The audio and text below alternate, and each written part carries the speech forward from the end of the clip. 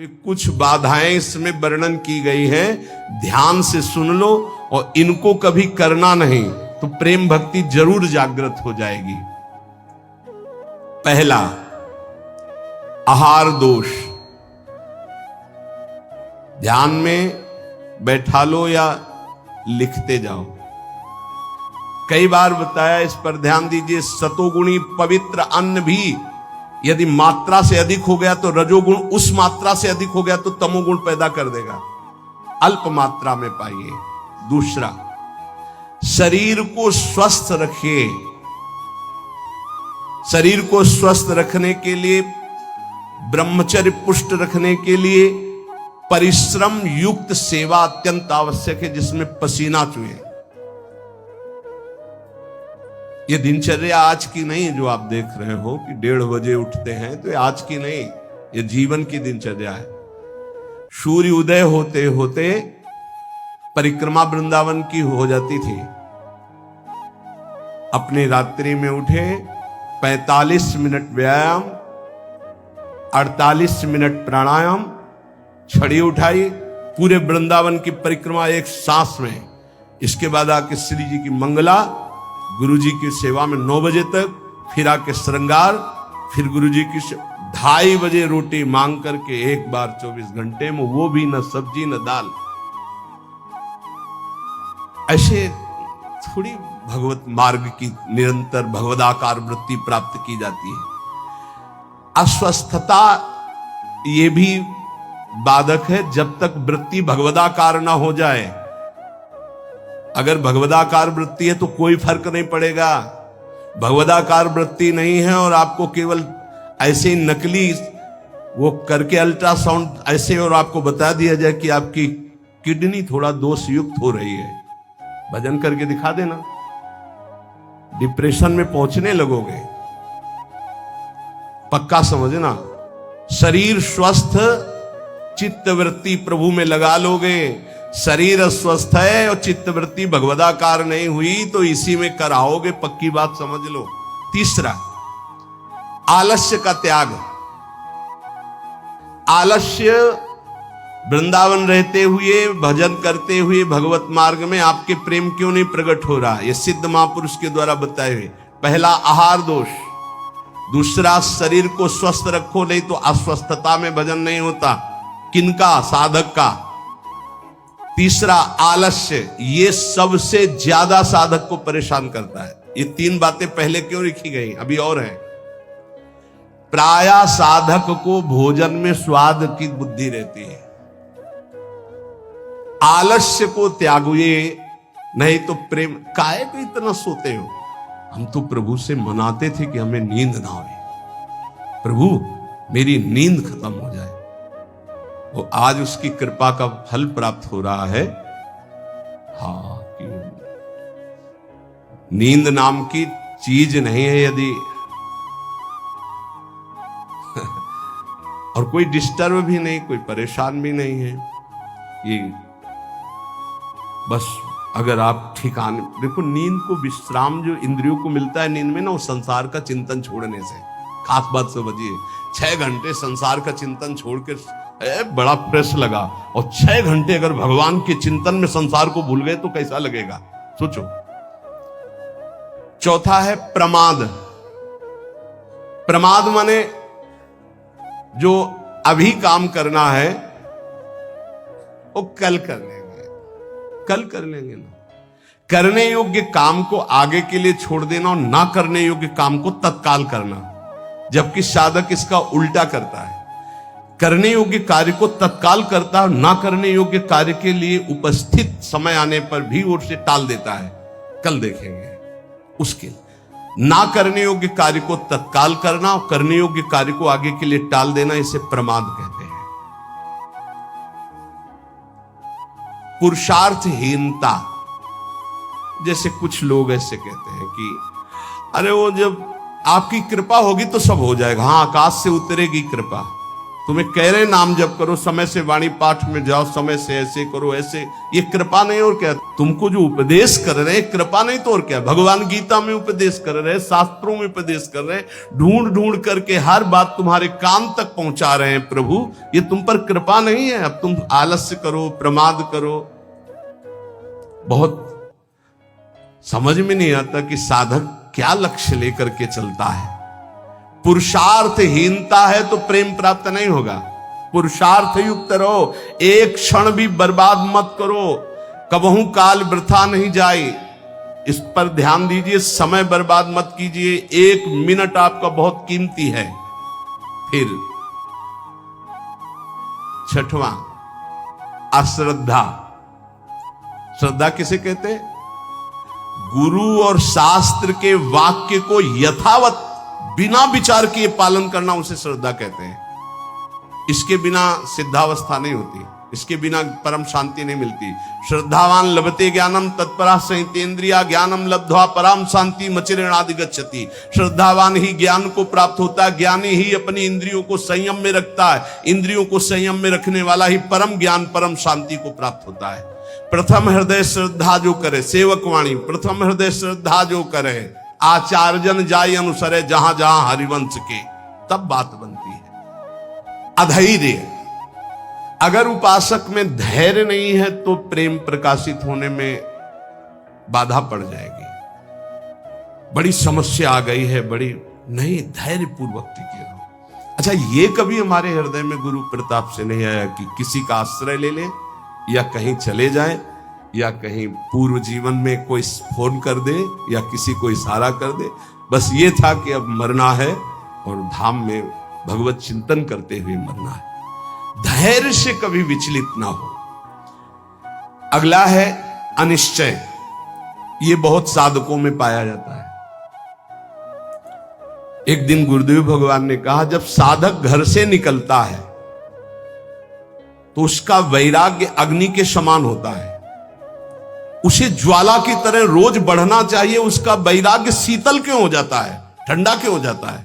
उसका वैराग्य तो प्रतिदिन और तेजस्वी होना चाहिए। उसका कारण है अनिश्चय। सुख सुविधाएं भोग मिले और जीवन बढ़िया कट रहा है। जीवन काटने के लिए नहीं, जीवन मिटाने के लिए हम आए हैं, अस्तित्व मिटाने के लिए आए हैं। हमारा निश्चय है कि प्रिया प्रीतम की प्राप्ति के लिए हर भोग को छोड़ना है और प्रभु को प्राप्त करना है। वैरागी वही है जो समस्त भोगों के बीच में रहता हुआ भी भोग स्वीकार नहीं करता, केवल अपनी दिनचर्या और भगवत प्राप्ति के हेतु जीने के लिए केवल उसको धारण करता है। संशय, पता नहीं भगवान में सुख है कि भोगों में सुख है, पता नहीं इस मार्ग से भगवान मिलेंगे कि नहीं मिलेंगे, पता नहीं जिनके सहारे भगवान की प्राप्ति कराएंगे कि नहीं कराएंगे। कई तरह संशयात्मा विनश्यति, वो भ्रष्ट हो जाएगा, गिर जाएगा। असंयम, ये बहुत खास बात है। असंयम साधक को नष्ट कर देता है। संयम से रहो। आपसे कई बार प्रार्थना की सत्संग में कि यदि आप 2 चपाती पाते हैं तो उसी के अनुसार कितना भी अच्छा भोजन उतने लीजिएगा। आपका भोजन का संयम होना चाहिए, आपके शयन का संयम होना चाहिए, आपके दिनचर्या का पूरा नियमावली होना चाहिए। संयम नियम साधना में चाहे गृहस्थ हो चाहे विरक्त हो, बहुत बड़ा इनका योग है। असंयम नहीं है, कभी मन आया तो 7 बजे जग गए, कभी मन आया 5 बजे जग गए, कभी मन आया 1 बजे जग गए, ऐसा नहीं होना चाहिए। असहिष्णुता, सहनशीलता ना होना, साधक के प्रेम प्राप्ति में बाधक लक्षण है। हर बात को सहन कर जाओ। सहनशीलता सहत सहत बाढ़े भगति गृह तन गुरहित गात। अपवित्रता, कई बार इस पर चर्चा हुई है। आजकल बड़ी अपवित्रता के चांस हैं, जैसे शौचालय और बाथरूम एक ही में सब है, प्रायः ऐसा ही है। कुछ लोग उसी में लघु शंका करते हैं, बैठकर पूरे अपवित्र हो जाते हैं। अगर शौच वाला वो स्पर्श हो जाए तो जितना स्पर्श हो जाए कपड़े सब धोने चाहिए। कुछ लोग तो बैठ के ही लघु शंका उसमें करते हैं। बनने के बोले हाथ धो लिए बस हो गए, पूरे अपवित्र हैं। वैष्णव पद्धति उसे स्वीकार नहीं करती। जो प्रसिद्धि और पुजवाने की इच्छा रखता है उसे प्रेम प्राप्त नहीं होता। प्रेम प्राप्ति में बाधक अपनी प्रसिद्धि और पुजवाने की इच्छा नहीं। अपने इष्ट में चित्त को लगा दो तो सेवक जी महाराज कह रहे हैं, बिस्तर है सब जग विमल कीरति, साधु संगति ना टरे, बास वृंदा विपिन पावे, श्री राधिका जो कृपा करे। अपने आप जगत में विमल कीर्ति का विस्तार हो जाता है जो प्रियालाल में चित्त जोड़ता है। अपनी पुजवाने की इच्छा, मान की चाह, ये प्रेम नहीं प्रकट होने देती। अगला, किसी से भी घृणा, जैसे कोई भी किसी भी तरह का है, किसी भी धर्म का है, कैसे भी आचरण करने वाला है, अगर वो हमारी महारानी के दरबार में आता है तो उसको हम भगवान की तरह आदर करेंगे। उसको एक जैसे हम सबका आदर करते ऐसे उसका आदर करेंगे। किसी से भी घृणा नहीं त्रिभुवन में, ये तो पक्का समझ लीजिए, किसी से भी घृणा नहीं। घृणा शब्द भक्त के हृदय में नहीं होता, किसी से भी घृणा नहीं। द्वेष अजात शत्रु भक्त होता है, अगर द्वेष है तो प्रेम प्रकट नहीं हुआ। अद्वेष्टा सर्वभूतानाम, किसी भी संसार में एक भी से भी अगर द्वेष है, दुश्मनी है, तो भगवत प्राप्ति में बाधा हो जाएगी। अजात शत्रु तुम्हें गाली दे, सर झुका लो, वो तुमसे द्वेष मान रहा है, तुम उससे द्वेष कभी मत मानो। जब दिखाई दे तो नेत्रों से प्रणाम करो। और निर्दयता, ये प्रेम में बाधक है। कभी किसी के प्रति कठोर व्यवहार वाणी के द्वारा, मन के द्वारा, तन के द्वारा ना करें। दुराग्रह, ऐसा होना ही चाहिए, ये कभी हट न करे।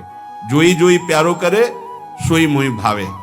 ध्यान रखिए, दुराग्रह कभी प्रभु से भी न करे कि नहीं प्रभु इतना तो होना ही चाहिए, गुरुदेव इतना तो होना ही चाहिए। नहीं, जोई जोई प्यारो करे, सोई मोई भावे।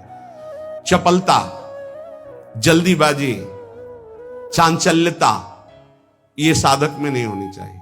गंभीर स्वभाव, जो कार्य करे बहुत ठीक से करे। परनिंदा सुनना, परनिंदा करना, पर चर्चा करना, ये प्रेम में बहुत बाधक है, कई बार चर्चा हो चुकी। और बाहरी वेशभूषा बनावटी नहीं होना चाहिए। इसकी भी चर्चा हुई है कि बढ़िया क्रीचदार कपड़े, कोई बड़े उपाधि युक्त महात्माओं की बात अलग हो, तो गुरुजन है, आचार्य है, लेकिन साधक के लिए बात कह रहे हैं। वेशभूषा बहुत शांत रखनी चाहिए, जो गुरु प्रदत्त वेशभूषा है।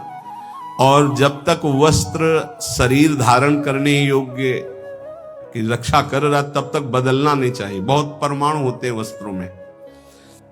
और शास्त्रार्थ, ये प्रेम में बाधक है। वो तो कोई विद्वान करता है, अपने लोग तो है ही नहीं। शास्त्रार्थ करने लग क्या है? तो शास्त्रार्थ तो विद्वानों का विषय है, पर किसी भी विषय में तर्क वितर्क नहीं करना चाहिए। मौन का आश्रय लेके हट जाना चाहिए। अगला, शरीर के आराम की चाह। यहां जो लिखा है वो ध्यान, शरीर आराम तलब, ये जीवन में नहीं लेना चाहिए। कुशासन में लेटते थे पूरे वृंदावन में, कुशासन कभी नहीं। ये जो पूर्व में जानते हैं, बिजली कटी हुई जीवन था, बिजली नहीं, सीधे प्रकृति का वार्ष हो और हरिशरणम हरिशरणम। और मनोरंजन, बोले 4-5 घंटे तो सत्संग और वाणी पाठ हो गया है। अब वो वाला मोबाइल टच वाला, कौन सा कहते हैं, स्मार्टफोन, अब उसमें अब हमको तो सब बातें आती नहीं, सीरियल कहते हैं कि क्या कहते हैं, वो जो देखते हैं, हाँ उसमें करके सीरीज है, सीरीज, हाँ वही। अब एकांत में मनोरंजन सीरीज में देखोगे, आजकल की जो है ना, पहले रामायण महाभारत जैसे, अब ऐसी सीरीज है कि आपके भजन को नष्ट कर देंगे, आपके चिंतन को नष्ट कर देंगे। इसलिए प्रार्थना है कि जितने भी साधकों के पास, वैसे तो सबके पास है नहीं जो सेवा में है, और जो भी गृहस्थ जन है, ऐसी चीजें मत देखो जो आपके भजन में बाधक हो। अगला है कुसंग। ये भजन करते हुए प्रेम नहीं उत्पन्न होने देंगे। चलो अब थोड़ी देर निकलते हैं चल के, और बातचीत और ऐसे कुसंग ना होने पाए। जाके संग कुमति मति उपजे, करत भजन में भंग, तजोरे मन हरि विमुखन कुसंग। साधना के प्रतिकूल साहित्य का स्वाध्याय करना।